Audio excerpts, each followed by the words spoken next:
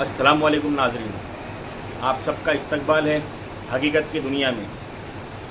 मुनाफिक मौलाना मदनी ने औरंगाबाद से इम्तियाज़ जलील के साथ निकले हुए करोड़ों मुसलमानों को, लोगों को मैं आम लोग नहीं बोलूँगा, मुसलमान बोलूँगा उनको, करोड़ों मुसलमानों को पागल कहा।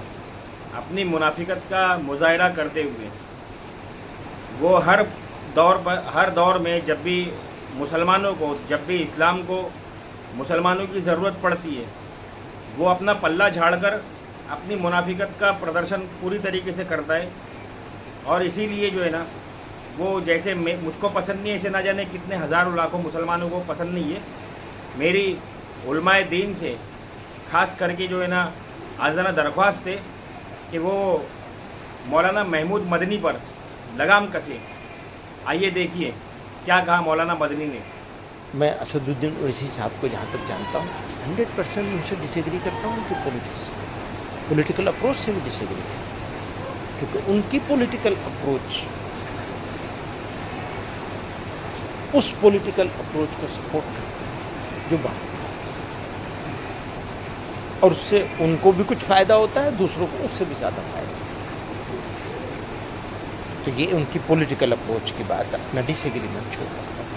लेकिन सर उन्हीं के पीछे इतनी मुसलमानों की भीड़ भी तो खड़ी होती है, वो खुश होती है, वो ताली मारती है जब वो कहते हैं 15 मिनट पुलिस हटा लो। ऐसा है, इसी तरह की बहुत सारी बात, बहुत सारे लोग उधर भी बोलते हैं, वहाँ भी जमा हो जाती है भीड़। तो पागल लोगों का तो मजमा है, पब्लिक में पागल लोग तो हो ही जाते हैं जब। लेकिन आप अगर ये समझेंगे कि ये मुसलमानों की सोच ऐसी है, चंद हज़ार या चंद 100 लोगों की भीड़ को देख करके, तालियों को देख करके, सीटियाँ सुन करके, उनकी खुशी को देख कर, तो मैं एक बात पूछूं आपसे, यूपी में आए थे चुनाव लड़ने के, कितना परसेंट है? नहीं है, वोट तो नहीं दिया। लोगों ने अपना नेता नहीं मानते हैं, मैं पूरे एतमाद के साथ। अब ये ठीक है कि वो मौका मिला हुआ है उनको बोलने का, और बोल करके फ़ायदा उठाते हैं। वो अभी खड़े हुए थे तेलंगाना के चुनाव में इतने ज़ोर शोर के साथ, हैदराबाद के अलावा कहीं वोट दिलवा सके उसे? तो हम तो बहुत पहले से उनसे कह रहे हैं भैया आप वहीं रहिए, वो मानते नहीं, सुनते नहीं इस बात। नहीं, पर वो उनके बयान इतने भड़काऊ होते हैं कि एक और मस्जिद शहीद, नामुनासिब बयान होते हैं, बिल्कुल नामुनासिब, अनबेरेबल होते हैं, अनबेरेबल, बिल्कुल अनबेरेबल। कई सारे बयान। आप कहेंगे मुसलमानों को ओवैसी साहब के बयानों को थोड़ा साइड में कर देना चाहिए, तो बच सुना के आपने रहना चाहिए। क्या कहा मुनाफिक मदनी ने?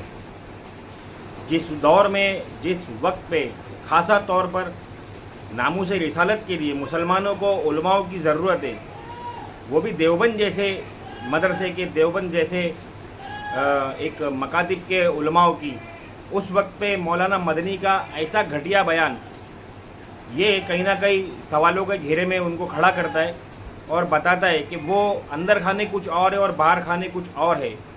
देवबंद में लगी असल दीमक जो है ना मौलाना मदनी है।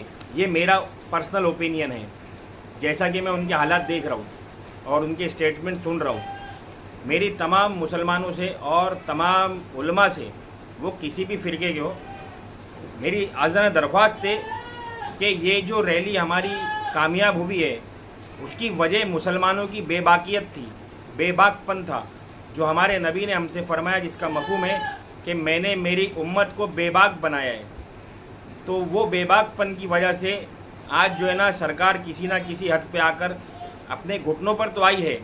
हाँ, वो ज़रूर हमारे सामने लंगड़ी और लूली होकर खड़ी होगी, लेकिन उसके लिए बार बार जब भी हमारे दीन पर, हमारे मज़हब पर ये सो कॉल्ड हिंदू लोग कोई भी हमला करे, उस वक्त हमारे लिए ज़रूरी है कि हम इसी तरीके से एहतजाज करें, पुरअमन एहतजाज करें और अपनी पूरी तादाद, हम 15 करोड़, 20 करोड़, 25 करोड़ नहीं है हिंदुस्तान में, हम 60 करोड़ है हिंदुस्तान में। ये पूरी तादाद और पूरी उम्मत के साथ मिलकर जो है ना, हर मसले को भूलकर, हर मसाइल को भूलकर, हर फ़िरके को भूलकर, मुसलमान बनकर, उम्मत मोहम्मदी बनकर इसी तरीके से सड़कों पर उतरे और इसी तरीके से पुरअमन तरीके से अपने एहतजाज को दर्ज कराए। वरना ये याद रखना मुसलमानों हिंदुस्तान की सरजमीन पर तुम्हारा हाल फ़लस्तीन के मुसलमानों से भी ज़्यादा बुरा कर दिया जाएगा और उसकी पूरी की पूरी तैयारी की जा रही है। अस्सलाम वालेकुम वरहमतुल्लाहि वबरकातुहू।